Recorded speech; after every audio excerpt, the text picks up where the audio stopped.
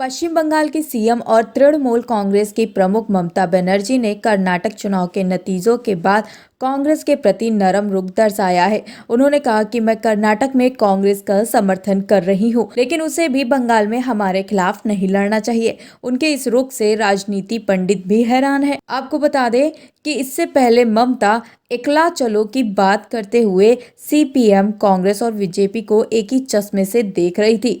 फिर ममता ने अपना रुख अचानक से बदल लिया। वहीं इस बारे में राजनीति जानकारों का कहना है कि मुर्शिदाबाद उपचुनाव और उसके बाद एकला चलो की नीति का ऐलान करने के बावजूद ममता ने कांग्रेस नेता राहुल गांधी की लोकसभा सदस्यता खारिज होने के मुद्दे पर केंद्र की आलोचना की थी। इस बीच तृणमूल से राष्ट्रीय पार्टी का दर्जा छिन गया। उसके बाद कर्नाटक विधानसभा चुनाव ने ममता को कांग्रेस के प्रति अपना नजरिया बदलने पर भी मजबूर कर दिया।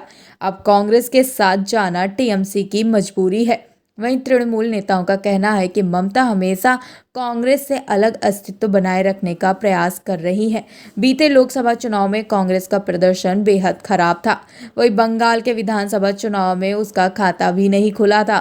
ऐसे में टीएमसी के एक नेता का कहना है कि राहुल गांधी की भारत जोड़ो यात्रा के बाद कांग्रेस मजबूत हुई है। इस कारण कांग्रेस एक बार फिर शीर्ष पर उठ सकती है। हालांकि इस पार्टी सार्वजनिक तौर पर यह मानने के लिए तैयार नहीं कि ममता ने अपनी नीति में बदलाव किया है। वहीं टीएमसी प्रवक्ता कुणाल घोष ने सफाई दी है कि भाजपा विरोधी गठजोड़ बनाना हमारा पूर्व घोषित सिद्धांत है। सागर धीगी के उपचुनाव के बाद ममता की एकला चलो वाले बयान का आशय था कि बंगाल में हमें किसी के साथ गठजोड़ की जरूरत नहीं है। भाजपा को हराने के लिए हम अकेले ही काफी हैं।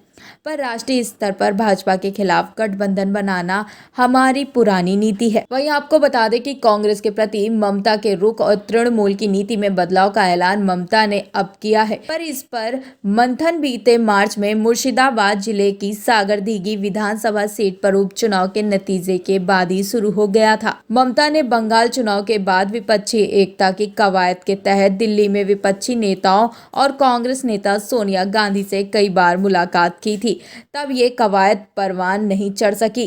खासकर गोवा विधानसभा चुनाव में दोनों दलों के बीच दरार चौड़ी हो गई। उसके बाद ममता पर त्रिपुरा और मेघालय जैसे पूर्वोत्तर राज्यों में भी कांग्रेस के नेताओं को तोड़कर तृणमूल में शामिल करने के आरोप लगे। वहीं दूसरी ओर टीएमसी नेता लगातार कहते रहे हैं कि वही पार्टी भाजपा का एकमात्र विकल्प है और कांग्रेस उसे हराने में सक्षम नहीं है। केंद्र के कथित उपेक्षा के बाद ममता ने कोलकाता के रेड रोड इलाके में 2 दिन तक धरना भी दिया था। उसी समय उन्होंने भाजपा के खिलाफ विपक्षी गठबंधन की कवायद नए सिरे से शुरू की थी। ब्यूरो रिपोर्ट, स्वदेश 24।